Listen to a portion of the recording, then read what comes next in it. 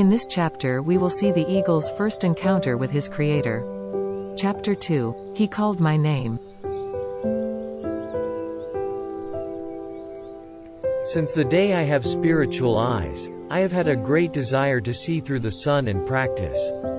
Among all the living things, humans are the dominant ones. Although we see them often, we do not come too close to them. My parents told me the Creator made them in His own image. I like to practice my spiritual eyes with them because they all have either black or white clouds above their heads.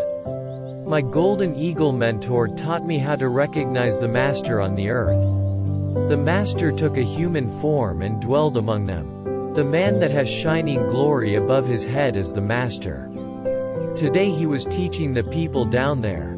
I rested on a treetop at the edge of the forest, facing a wide valley and human inhabitants. A huge crowd of peasants and shepherds and common people sat around the Master and listened to him. The Master's name is Jesus. He dressed just like one of them. I felt he spoke with great confidence. His words seemed from the bottom of his heart. I knew this feeling. If I have my own words to say, I can speak very confidently. A gentle wind came to me, so I spread my wings and hovered in the sky. I enjoyed this great tranquility and let the winds take me whichever it desires. I listened to his words and watched them. I noticed a man frowned his eyebrows. I knew this man. I was near his barn the other day and found lizards and frogs happily.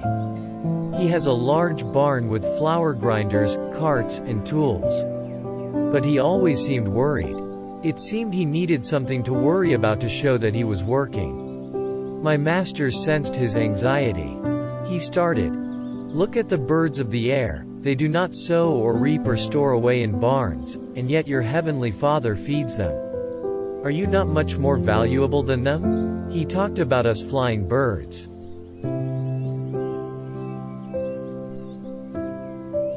The Master pointed at me and smiled, like I am his proud work. All of a sudden all the people looked at me. In my life I've never received so much attention. I did not know how to respond, so I just glided quietly in the sky. But I felt at that moment the whole heaven and earth is he and me. If I am so free in heavens and earth, and you people are more capable than I have, aren't you more valuable than me, like my master said? When we migrate from north to south, we never worry about tomorrow's food. We never worry about this question. Our master holds our tomorrow.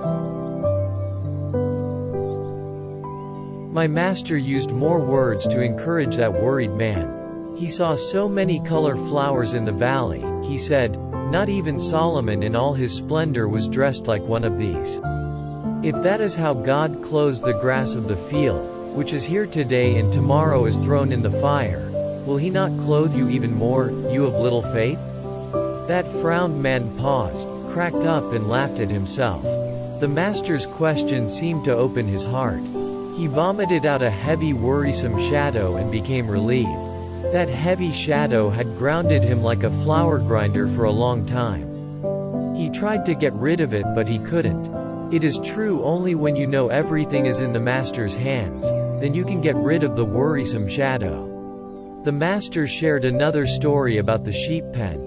I really liked this story because I flew over sheep pens before.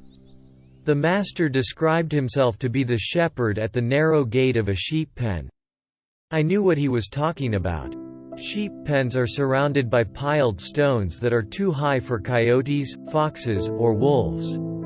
There is only one gate into the pen. At sunset the shepherds lead the sheep into the sheep pen. Coyotes come and howl at nights with their eyes dancing like fire. If the shepherd does not stand at the gate, 4 or 5 coyotes can kill all the sheep and tear them apart to the bone. I have seen a shepherd guarding the sheep against coyotes.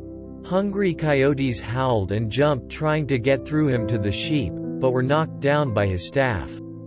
That evening he protected his sheep through the whole night until daybreak. My spiritual eyes let me see something very special. When the master tells stories, words like lit seeds arrive at the hearts of the listeners. These words have power and can grow. Some listeners collect the word seeds carefully, and their hearts become brighter and lighter. Some listeners do not pay attention, so the word lights drop to the ground and disappear.